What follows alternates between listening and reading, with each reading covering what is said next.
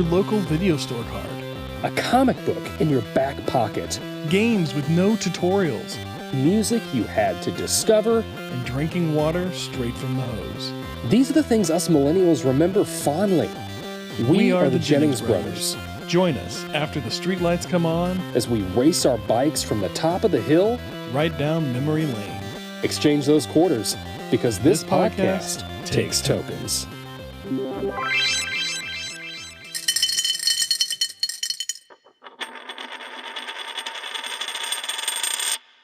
In the year 2043, crime is rampant.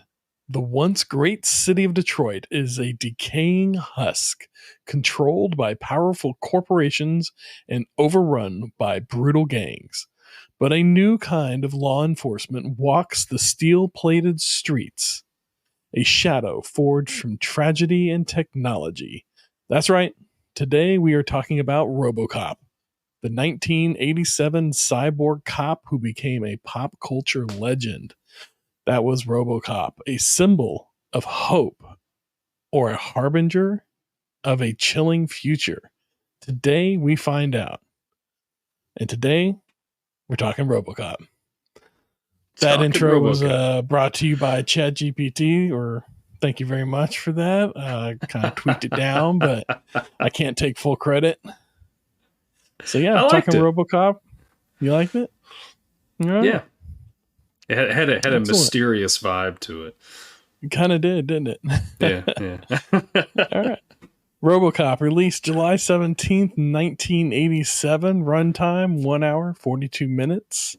It's described as a dystopic, crime-ridden Detroit, and a terminally wounded cop returns to the force as a powerful cyborg haunted by submerged memories. It had a budget of $13 million, and on its opening weekend in the US and Canada, raked in $8 million, with a total gross, like what do you call that whenever total gross at the box office of 53 million. 53 million. So not bad. It got its money back. Good. I'd say it got its money back. They made 2 direct sequels, and I'm looking at the list. There are so many other like made for TV movies, TV shows, cartoon series, and then they did the more recent reboot one. Yep. And then they had the toy line too. Toy line, yes. They had the crossover with Terminator. Oh yeah. Yes. Yeah.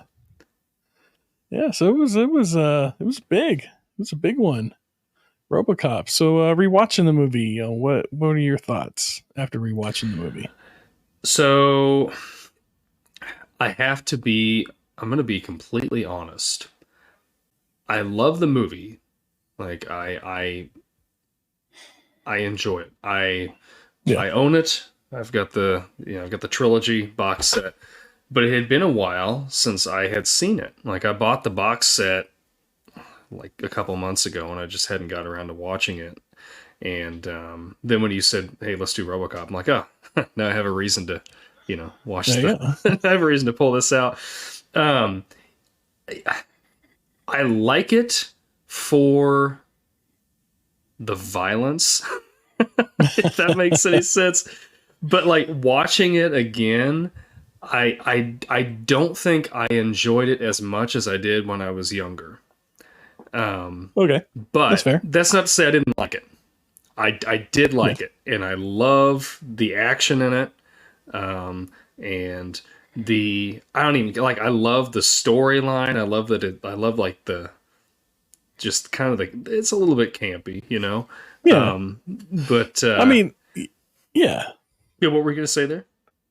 Well, I was just going to say, it is a little campy, but it was kind of stepping on a point I was going to make later. But it just had a feel of a low budget movie, or rather the director came from low budget movies and was given this, because it was $13 million budget in 1987. That's a pretty good budget. But yeah, it definitely feels like the director came from low budget movies into this. I don't know who directed it off the top of my head. Peter Verhoeven? Okay. Well, butcher that. I don't know who that is. I What don't else really has he recognize. done? RoboCop. Yeah. RoboCop is his top movie. Okay. He also did Hollow Man in 2000. Oh yeah, I remember Hollow Man. Ellie. I liked Hollow Man. Yeah. Yeah. It was I don't know. so yeah. Showgirls. Total Recall. He directed Total Recall. Stop right there. Stop right there. Showgirls ruins everything else that he's done. Starship Troopers. Okay, he's got some good ones under his belt, but I guarantee you, he's just wishing that IMDb would erase that Showgirls off of that list. Oh, but you know, I think that the thing, so the thing that I think that I didn't, that disappointed me a little bit rewatching this. I know this is what it is. I was all in on it, like the whole ride, but I feel like the movie just abruptly ends. I don't feel like there's any like real solid conclusion to it. And see, I feel opposite. Oh, you do? I like the way it just ended. You don't see that very often. It was just everything was concluded. All the story, there was no real storyline to continue with, and like he takes out the bad guy, catchphrase, walk out the door, credits. That's the perfect ending. Yeah. I don't know. I personally was wanting just a little bit more. And all right.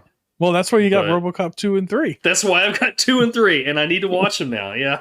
That's how I continue the story. That's right. That's what they had in mind. They're like, hey, we're gonna make like another 2 sequels to this, so we can just abruptly end this. Yes.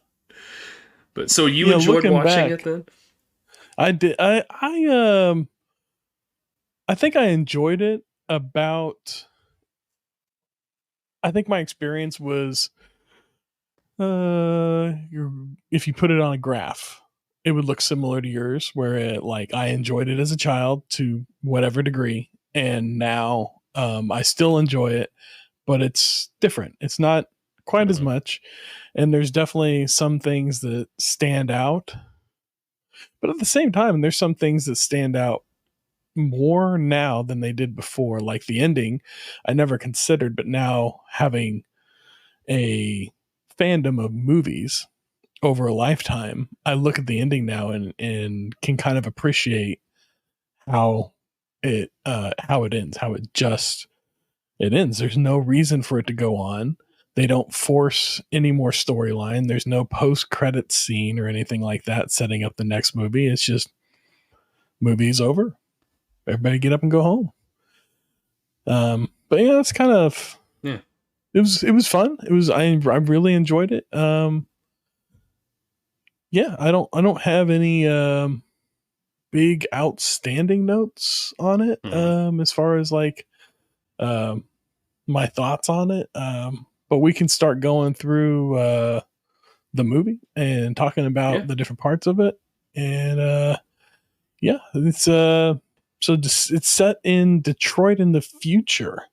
This is a popular theme in the 80s, this dystopian near future where which I thought was kind of interesting, where they always show this probably like 20 to 40 year off future where the streets are just overrun with gangs and everything's dirty and gritty, and we see that over and over again in the 80s. And I think it's funny because like every decade kind of has like a different take on what the future is going to look like, and like what's going to like take us down, so to speak.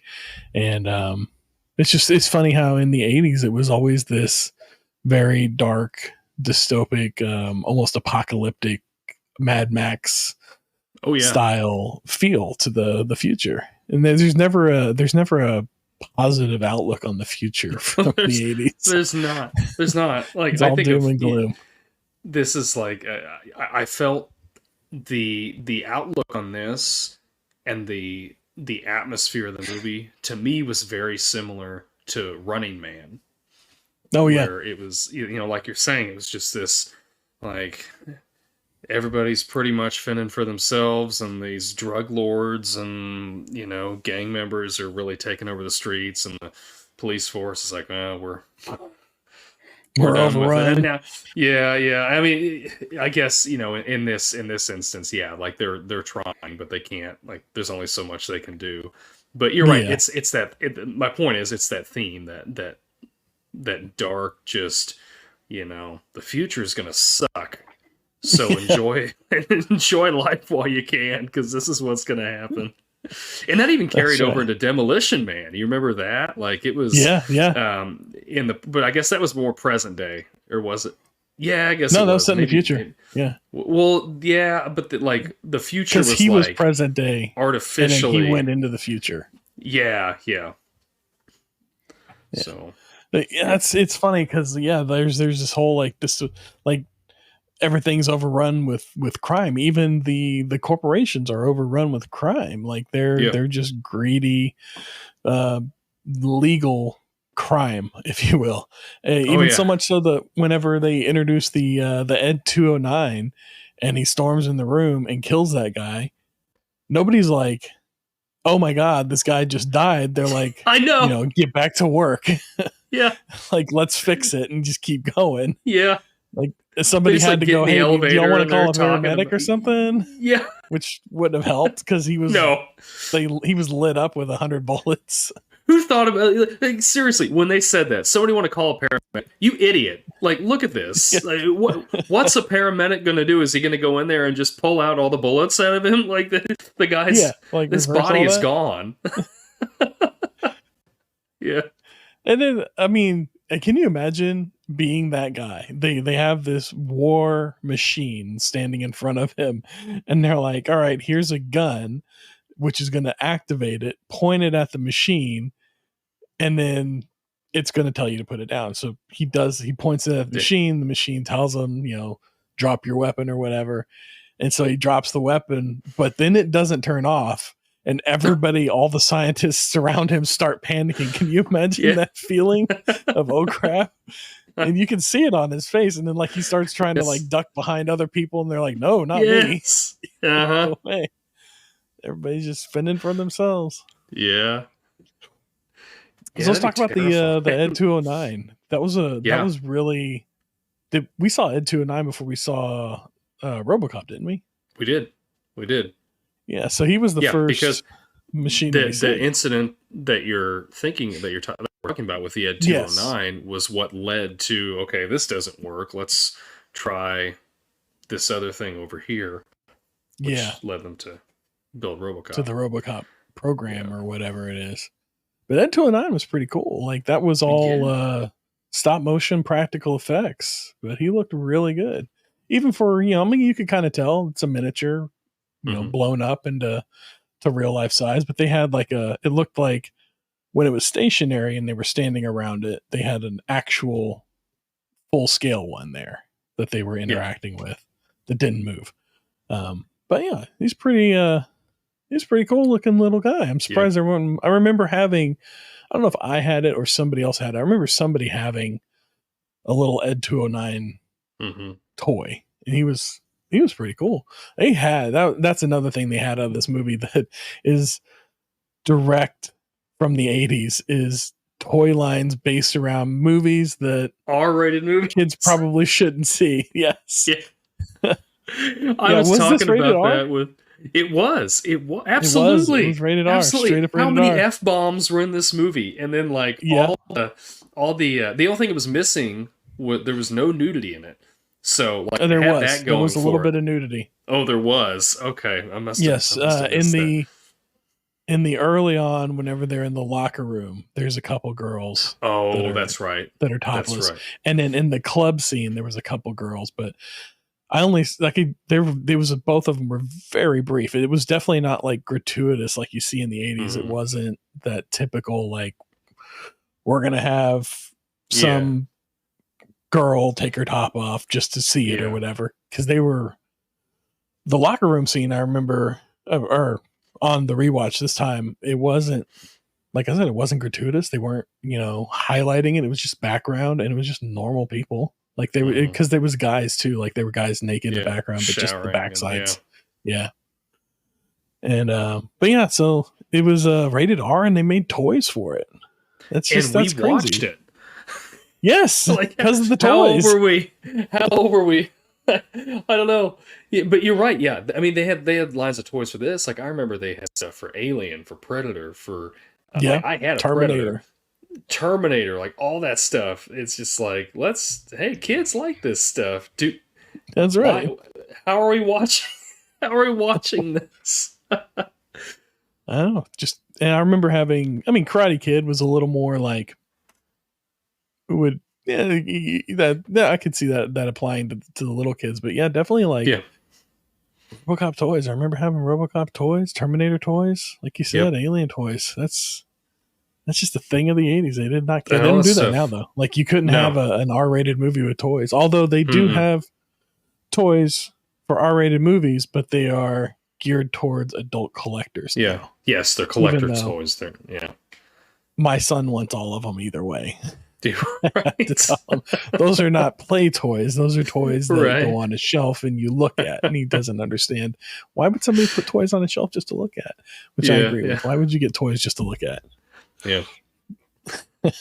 Some people do it. That's true. That's true. I have toys on the shelf that I just look at, but they could be played with. They could be played with. So yeah, this movie, speaking of this movie being very almost independent, that independent feeling to it, there wasn't much of a soundtrack to it. There were often stretches where it just got quiet and there wasn't much going on in way of speaking. Yeah, and I find that very interesting. I only really remember the main theme that they played a couple times. But yeah, I don't remember much else other than like when they were in the club, like there's music playing there. But music. As far as like a soundtrack though, like you're saying, it's just the only thing I remember was just the main theme. Yep. Main theme, and then right at the end they played that main theme again. Yeah. Which they spent most of their budget on animatronics and stop motion. Ed 209 and RoboCop. yeah. Which Ed 209, as bad as he was defeated by stairs. Essentially, he just couldn't take the stairs. Which I gotta say, I feel for Ed 209 as a guy with larger feet walking down narrow stairs. Often, I feel like an Ed 209.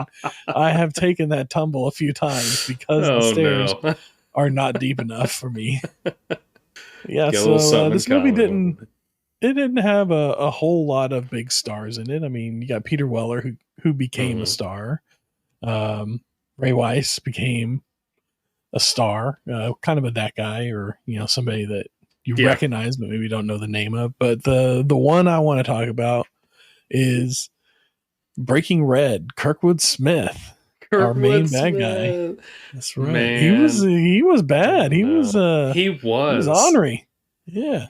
I liked him though. Like he was a bad guy, but he's a bad guy that you're like, okay, like I like this. Like when I get this. Like he just the little things he does, and yeah. He was totally a great villain, I thought. Yeah, absolutely. How did he die? Was he shot? Oh, that's right. He got that key thing out and stabbed him in the neck. The key thing. Yeah. I guess that's what you call it. I don't know. Like I know that's how he would access terminals, but I'm like, they apparently built all these terminals with him in mind, because with him in mind. Who else has that? But and then he goes into the what are they called? The archives, and plugs in, and they're like, no, you can't do that. Then why did you build something that he can access? Like I don't understand what it is. That. They got an R2D2 running around is what it is, and that's what it is. That's what it is. And transferring data. We just couldn't see him. That's right. He was busy. Yeah. I think they stole that from Star Wars for sure. I'm sure there's a lot of things that were stolen from Star Wars. Yeah. But yeah, man. Well, yeah, this was a fun rewatch. I enjoyed it. So he doesn't. Yeah, something that bothered me in the movie rewatching it. He doesn't move very fast, right? So couldn't the No, bad guys? Why don't the bad guys just run away from him? Like nobody ever just like runs away from like a little they zigzag, stand. go around the corner and you're gone. They They try stand and and shoot stand their at him. ground with this guy. Yeah. Yeah, and the Like, bullets you just know, bounce if off of him. I don't care how tough I think I might be in a situation, like, if I've got some heavy artillery, if I'm shooting it at this thing and he's still walking towards me and he's not phased by it, I'm not going to keep shooting, right? I'm No, going to do what you're saying. I'm taking off and running. Like, okay, that's right. I give up, you know? I'm gonna get out of Yeah. here. But yeah, he But is so nobody many, but seems. go ahead. No, you go. You finish your thought. He's slow moving, but he does have the gun twirl.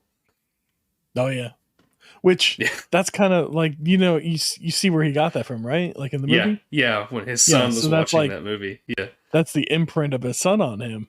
Is yeah, that little gun twirl, which is that's neat that like stuck in his mind, and then as a robot or cyborg or whatever, that manifests as this little like quirk. But nobody goes.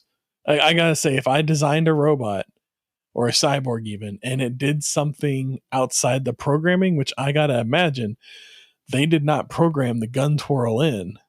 Nobody on that team perked up and went, "Hey, you know what? We didn't program him to do that. That's coming from somewhere else. Let's figure that out." They yeah, were just like, whatever, like it just happened. Like yeah, everybody seemed so unfazed by RoboCop in general.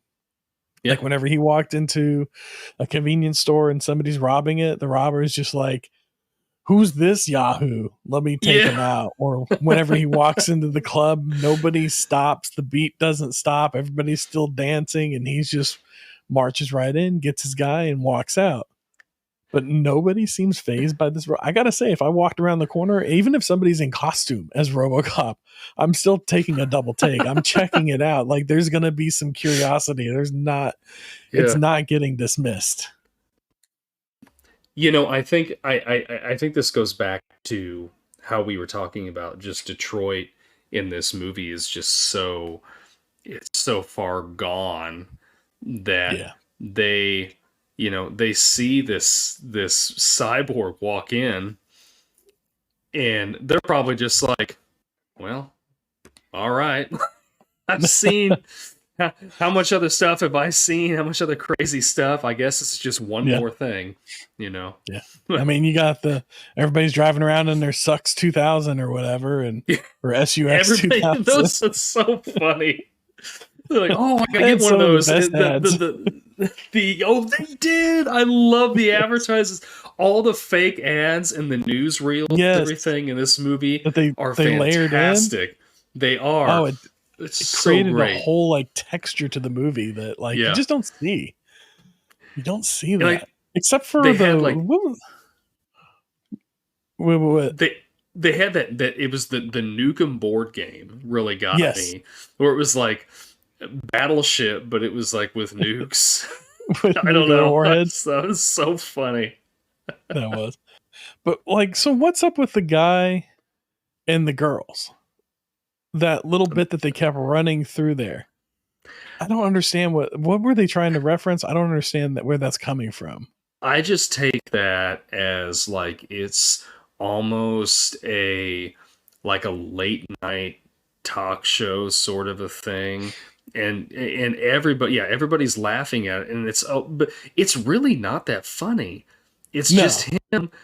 I It's buy weird. that for $1, you know? Like it's just like some catchphase. Maybe that's all it is. It's just supposed to show like that this is what sitcoms are in the future. It's just overhyped sexuality and catchphrases and like some dirty old man. That's all it is. Yeah. Everybody that watches is laughing, and you're just like, yeah. what am I missing here? I wonder if it made more sense in the 80s. Like, did Maybe people in the 80s watch it and go, "Oh yeah, that's the future. I can totally see that." And you know, I have found myself, I don't know, just several times as I've been like, you know, living my life, I would bring that quote up, and just in silly times, but I could never remember where Where I it came heard it from. from. Yeah, and I finally, actually, it wasn't watching it for the show, but I looked it up like, I don't know, a month ago or something like that. And I was like, I'm tired of saying this and not remembering where this is from. And then it was like RoboCop. I'm like, oh yeah, okay, I forgot about that. The But it's things that funny how just stuff like, like that just sticks with you. Yeah. yeah, it just follows you around, and you're repeating it. Like, it's memes before memes. Like, that's Yeah. what it's a meme in real life, I suppose. Yep. Where they came from. Yeah, for sure. Yeah, we've all got those. Like, just like every time I hear somebody say "alrighty," I can't help but hear Yeah. Ace Ventura. Alrighty Yeah. then, you know? Yeah. Yeah. And Exactly. little things like that. They definitely like stick with you.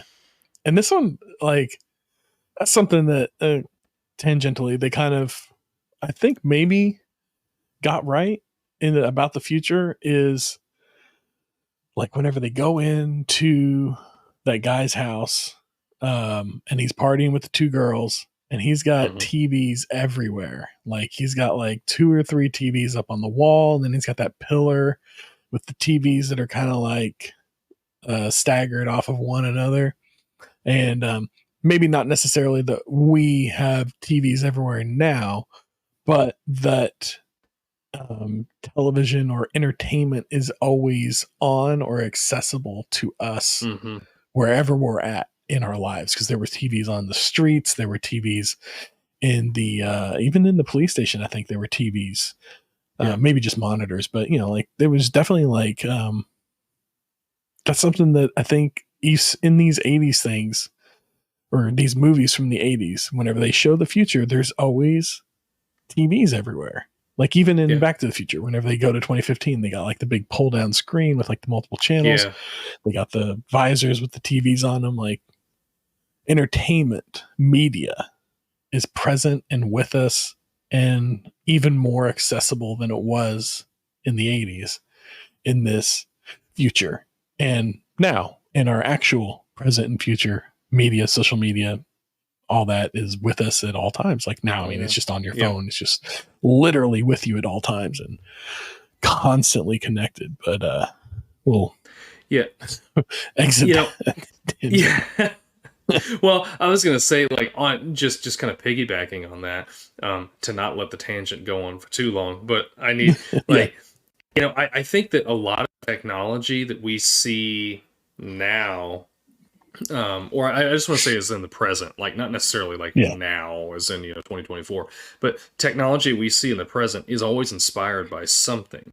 Like, I think about automatic doors that you see at like the grocery store or wherever. Like, that idea first started at Star Trek, because on the Star Trek show they had those, and they had people on the other side of the wall pulling those ropes to open the doors. As you know, the cast would walk through there, and then you like look at their comms and stuff, and those look a lot like modern cell phones.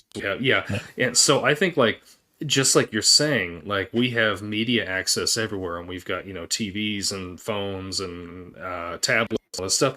I think a lot of it is just, you know, people have you know, they've went into careers and stuff like that, but they're inspired by things that they have seen from science fiction, you know, as they were growing up, and they're like, how do I capture that and make that a reality? So.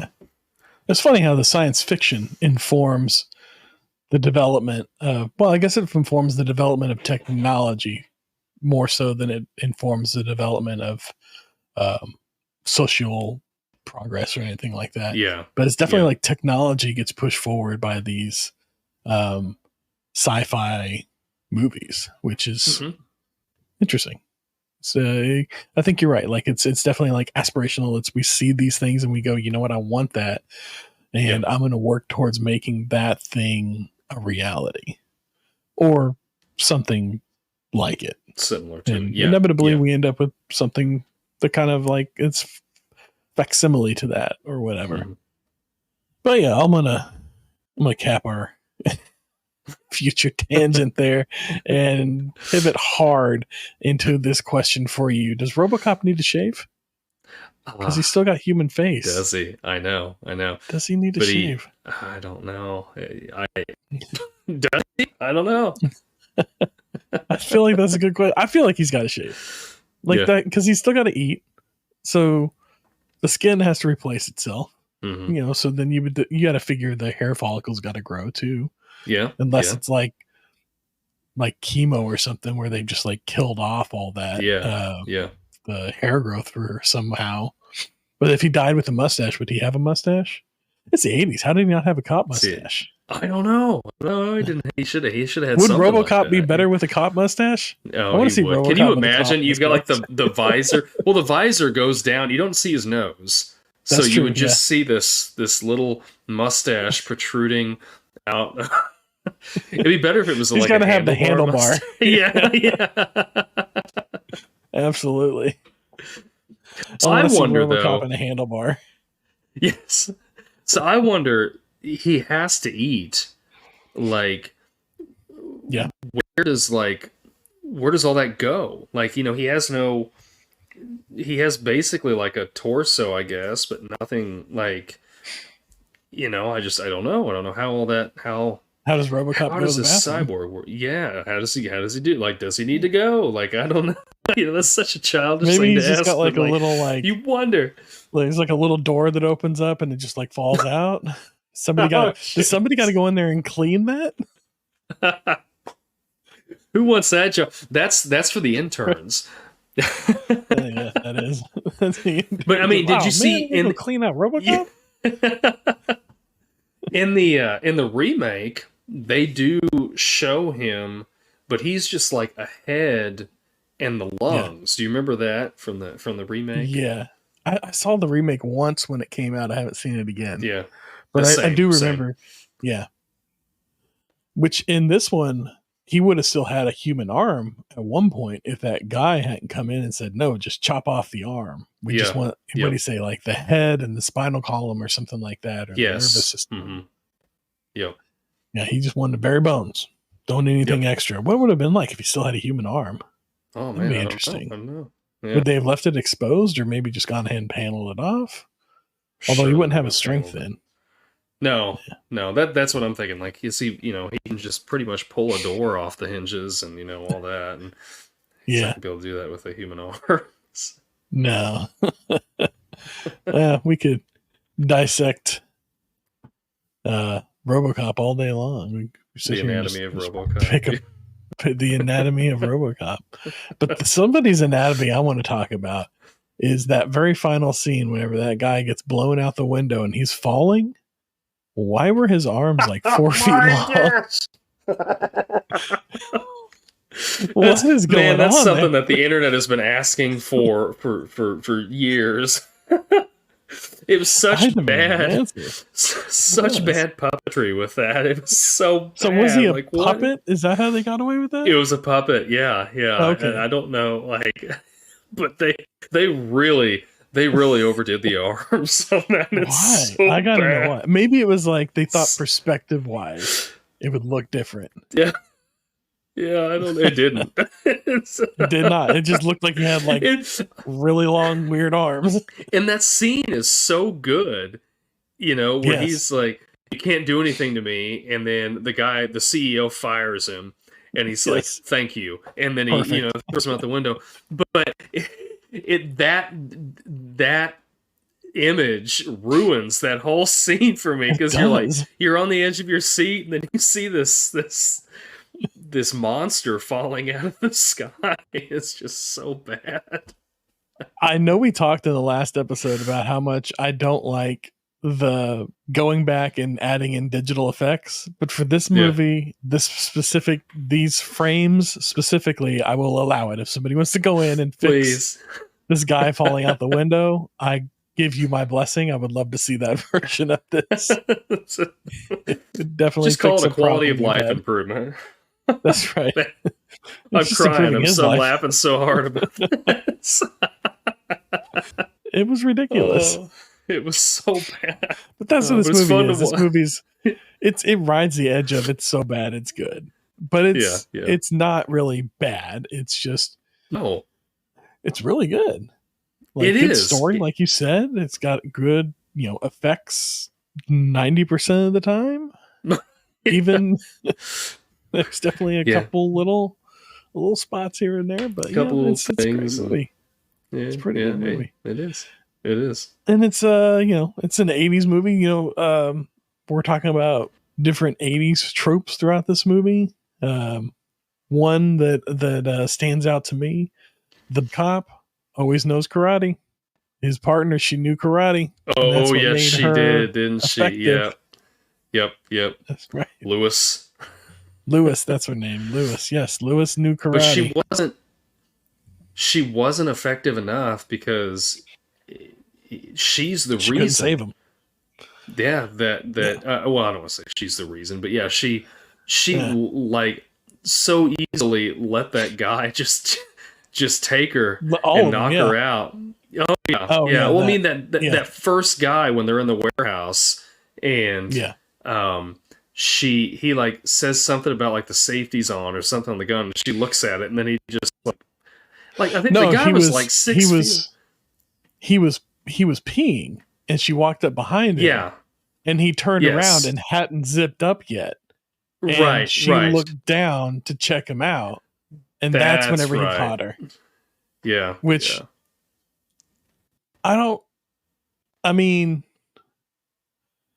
necessarily like I feel like they could have given a better reason for her to get overtaken by him than let me check out his junk. Yeah. Yeah. Like that could have been that could have been a little I could have given her a little more dignity. Yeah.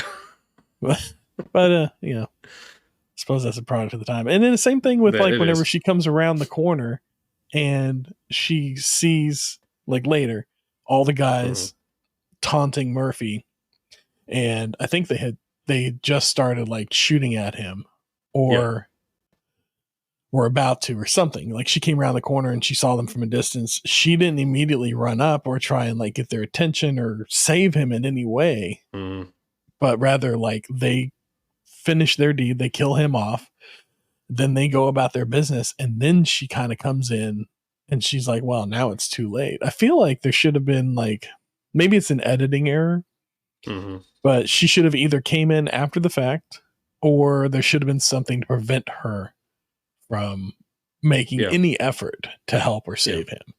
And I feel like that was kind of a disservice on her character. It was. Because I feel like I need to rewatch second, and I don't know if she's in the third one. Surely she's in the third She one. is. Is she? Okay. Which I was looking at the credits for 2 and 3, and the Peter Weller comes back as RoboCop in 2, but somebody comes along and replaces him in 3. She reprises her role for all 3 of them, and I don't know if she goes on to do any of the the TV series or anything like that. She's definitely got, like her top 3 of her top 4 credits are RoboCop 1, 2, and 3. Okay. So Yeah. I wonder if she did that new that new RoboCop game, Rogue City, that came out. I think Peter Wellers does the voice in that. He does, but she's not credited. She's not credited. Okay. Nope, she's not credited on there. She does. Her last credit is in 2008. I'm guessing she's retired. Okay. Would be my guess. That's her last acting credit. I know that's all she's got is acting credits. Other than RoboCop. But I can't think of what it was. Out of Sight? One out of sight. Another one out of sight? All right. That's the biggest one that stands out to me. Poltergeist 3. That's it. That's the one. Yeah, because other than that, I don't know, maybe Dress to Kill, 1941, or Home Movies.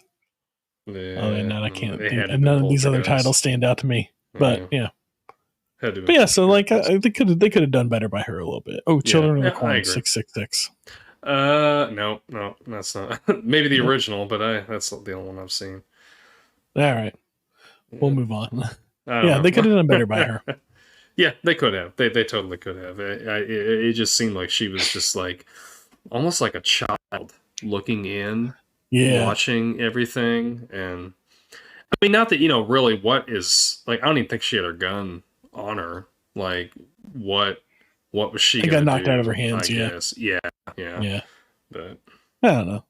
Make a distraction. We wouldn't have RoboCop if she would have done something. That's true. That's true. We wouldn't have RoboCop. She was just more of like they kind of painted her more as like a motherly character. Yeah. A maternal character rather. Yeah. Because, she helps him after he gets, which that's something that we need to talk about. But she helps him after the cops turn on him and brings him to that. Which it looked like she brought him back to the place where he got killed. I think it's the same area. Yeah. Or it just looks the same, or they just had one scene or one location and they tried to shoot it from different angles.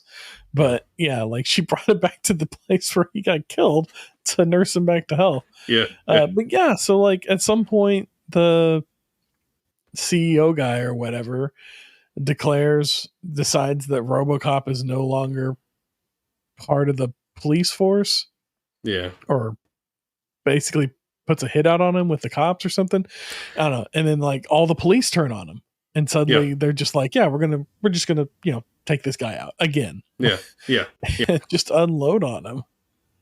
Man, no love for RoboCop. He could not. No love for RoboCop. No love for RoboCop. Ed 209 was the only one that could really do any damage to him, though. Until after that, then once he was down by Ed 209, everybody else could take on him. Yeah, he was beat up pretty good when Mr. Red Foreman started, hitting on him and doing everything to him. I mean, that gang had some like high powered artillery. But which is, I think that's another thing that I loved about Kurtwood Smith's character in this. Like when the guy from his gang pulls up and he's like, "Look at what I got with my money! I got this whatever the car was at 2000." He's like, "Oh, that's 9,000. Nice. Let me show you what I got." And he pulls that freaking cannon out and just blows his car up. Yeah. That was pretty sweet. And then they all just like, then he's like, he hands them out to everybody and they're all just like roaming these streets, just blowing away. Just laughing and just destroying buildings and everything. I'm like, who are these guys? What was that thing powered by? Like, what is it just like the biggest bullet there is? I don't know. That thing destroys. Did they get to land one of those on RoboCop? I don't think they got a hit in on him. No. All that weaponry, and they couldn't get a single shot in on him. Ed 209 again, the only one that stood a chance against RoboCop. Yeah. Yep. True adversaries. And then Ed 209 gets taken out by a set of stairs. Yep. It's just sad. But he's back. He comes back in, I think, RoboCop That's true. 2. He comes back. Yeah. Yep. Yeah. I think he comes back in all three of them, doesn't he? Yeah, I think so. Yeah. And I think he's bigger because I seem to remember him being towering way over RoboCop. And then when I watched this, I was like, gosh, he's not as big as I thought he was. And I don't know if maybe he's taller in the second and third one. I don't remember. All I remember about the second and third one is he flew in the third one. Yeah. That's all I remember. No, I'm looking at the IMDb for the second one. They don't have a picture of Ed 209, so I don't know what he looked like. I don't remember. But yeah, I don't. That's all I remember is him flying in the third one. Other than that, I know I watched him. I just can't remember. Like they all kind of like blur together, Like they do. I mean, I know you and I watched the third one together because I remember you had recorded it at your mom's off like Showtime or something, and you had it on tape, and you brought it over, and we would watch it at Dad's house. Yeah, which and I remember have that jetpack here, and it's been recorded over with New Yankee Workshop. Yeah, which I appreciate. Yeah. But yeah, all our That's dead. VHSs with all our movies have been wiped out by PBS woodworking shows. This Old House and New Yankee Workshop and all that. I appreciate how he didn't write on there, like he didn't cross off No. RoboCop. It No. was just like, It still says I guess if they're RoboCop. gonna- yeah, I guess if they're gonna watch it, then they're gonna be disappointed. We're educated. Yeah. I don't remember this. And what's scene funny in is like the RoboCop. episodes are from like the late 90s too. It's not like this happened in any recent history. This happened like when we would have still been watching these movies at home, but clearly weren't, and he knew this. So they had the Nukem board game. Yep. And one of the other news things that they ran is the space laser that killed 2 former US presidents. Was that a hit? Did the corporation that built RoboCop, did they take out 2 former presidents as well? I feel like that was purposeful. Space laser goes off and all it kills is 2 former US presidents coincidentally? That's got to be on purpose. That's got to be on purpose. Man, I know we've talked about it, but those commercials and the newsreels they have, just gosh, they make this. They're so good. They're so They good. are. So we need in the middle of the podcast is they just a random ad read from some random product made up. My friend and I, when we worked at the radio station, we made a couple just mock commercials they actually let us put on the air, and they were just like, oh really? Oh yeah, I don't even remember what they were about. Like, oh, just gosh, I can't remember, but I do remember doing it. I remember doing it. But yeah, they're fun to do. So like, you're talking about like when he was going, like, the last, the sort of the climax of the movie, and he's walking. Or, gosh, not walking, but they're in that old like mill area, and when he's fighting all the gang and everything. The most absolutely terrifying, disgusting death I've ever seen in a movie. Yes. When that guy runs into the toxic waste. I remember seeing it. Scared me as a kid. Yes. When he would come out and he's just like melting. But then as an adult, yeah. But it was so funny as an adult, like the 2 things that I thought, like, it's a horrific scene. But when he goes up to that other guy, and the guy's like, "Get off me, man!" like don't touch me. And then when the car comes around the corner and just yes, he just like Kurtwood Smith's reaction, he just cusses. Like, that's all he does. It's the windshield wipers. Just turns on the windshield wipers. That's all it needs. Man, that death was so gruesome. I mean, that's got to be bad. next to taking out Alex Murphy, like with 1,000 bullets at close range. That's got to be the second worst death in this whole movie. I would take Murphy's death if someone's like that. You get to choose 1 to 2 ways to die. You either get shot to death and get your hand blown off, or that had to be painful. Oh, I'm sure it was. But would you rather have your whole body melting into the ground? Oh man, like. But it ended so quickly. I mean, he just walk out in the traffic and it's over like a balloon. But like he's like telling people to help him. What are they going to do? Like your skin is liquid. Like, what are they going to do? What were we producing in the 80s that we thought would create this toxic sludge that's just going to instantly melt everything, but not the container it's in?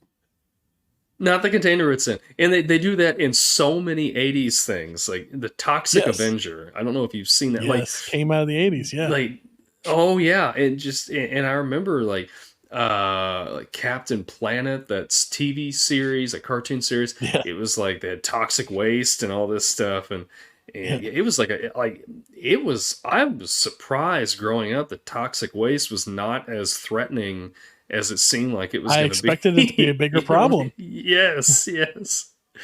I think we got a handle on it in the 90s, apparently. I think we I don't do. hear anything about toxic waste anymore. I mean, man, pollution, but not toxic waste. The pollution, yeah. That bin, though, that he, like, how weak was that thing? He was just able to drive a car right into it, and it just completely busted it's full of toxic open. waste. It's basically just melting on the inside. It's just melting, yeah. How was his car not just like a puddle by the end? That's what I'm wondering. I don't know. But, it eats through everything but metal, apparently. Yeah. So RoboCop could have walked through it and just been fine, I guess. Yeah. Well, I mean, except for his face. His face, yeah. It melted his face off, yeah. So Yeah, I'm assuming he still had his skull underneath all that and brain and all that, which he got shot in the head. And that was the final shot. How did he not die? Like fully die? They were able to salvage him in some way. Yeah. Which, I don't know, are we to assume that if they hadn't intervened that there's no way that he could have lived? Could they have saved him as a person in some capacity? Or is RoboCop the only way he could have possibly carried on in any capacity of life? Because of whatever cybernetics they hooked him up to. Yeah. And I wonder, like, does he have a brain, or have they just like figured out a way to pull your consciousness out of out of what was left? Yeah. I don't know, because when you look at RoboCop, like, you look behind him when he doesn't have his visor on, and it's just all cyborg. It's all metal, and his skin is just like basically like they just tacked it onto the front of that thing. So barely, I don't know, hanging on there. Yeah. I gotta wonder what that looks like. Does he age? That's terrifying too. Like, I would almost just rather have, like, if it were me building RoboCop, I think I would just put the visor on as a permanent thing, like a permanent part of the face, and just be like, this is what it is. You may have a little chin, I guess, although I don't know really what. Like, I think they were trying to keep him looking somewhat human, but it just looks terrifying. Yeah. Like, can you imagine, like, seeing this guy come up to you? Just a face.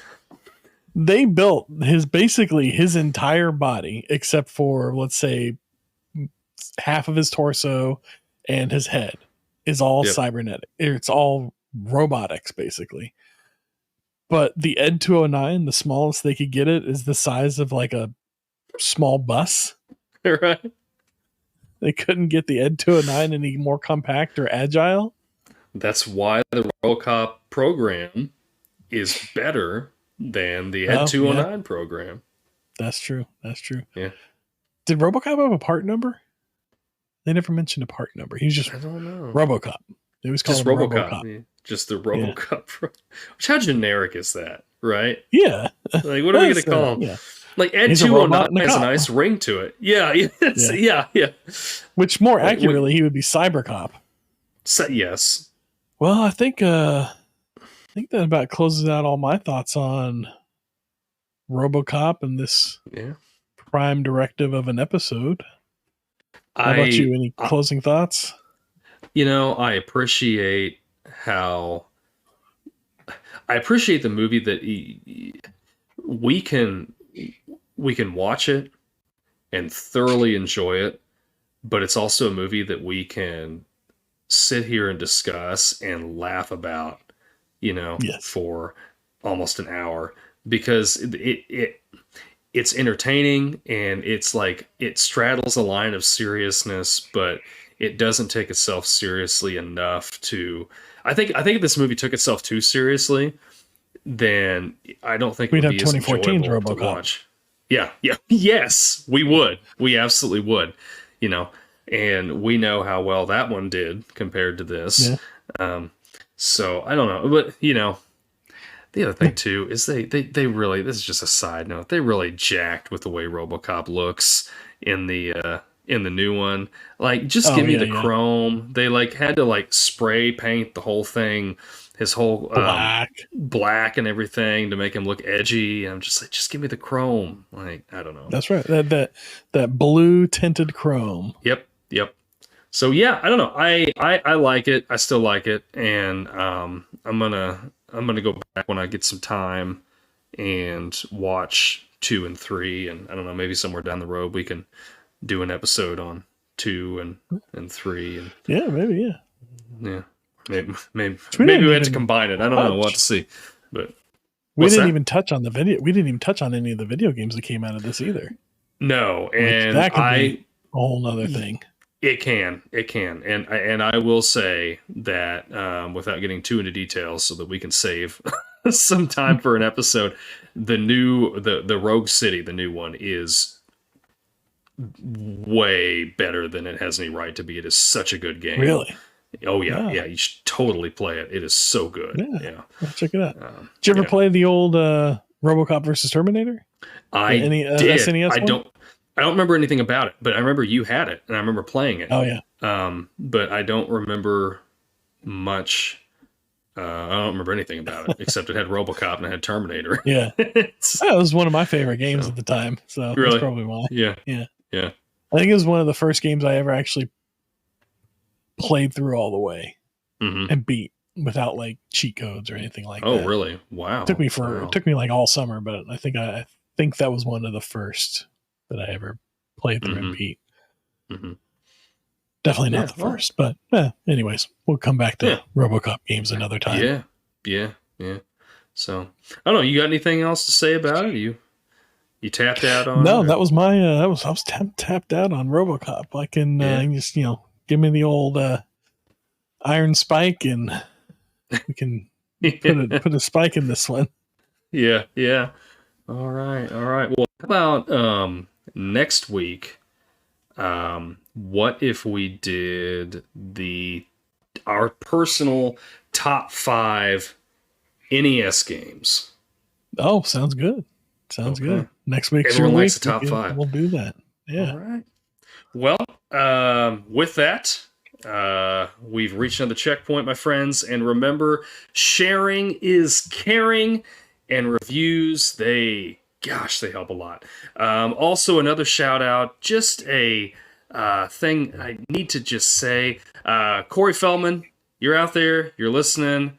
Open invitation, man. As always, we'd love to have you on the show. Talk about any movie, anything you want to talk about. So, absolutely. Until next time, be kind and rewind. See y'all next time.